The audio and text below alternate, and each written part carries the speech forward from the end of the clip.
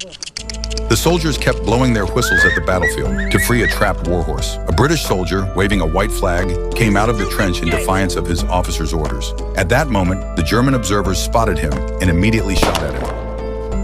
But the British soldier continued to walk towards the warhorse. His comrades thought he was crazy. When he reached the horse, he realized that the horse's limbs were entangled in barbed wire. He alone could not save the horse. Suddenly, a German soldier also came out of the trench and handed him a pair of pliers. This group of men, who were supposed to be enemies, stopped fighting because of a trapped warhorse.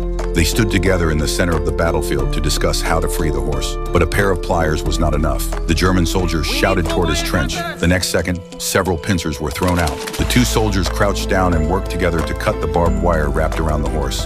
They even chatted about funny stories from their respective trenches, like close friends who hadn't seen each other in years. When the last wire was cut, the horse finally stood up. But the ownership of the horse caused the two men to argue.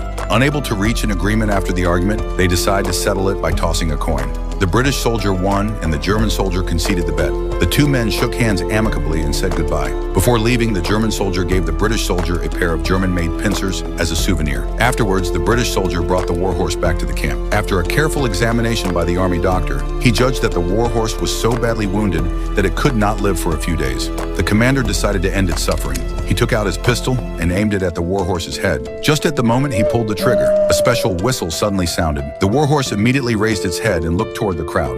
A soldier, who was blind, walked out whistling. The warhorse walked towards the soldier, and it recognized that this was the master it hadn't seen in 4 years.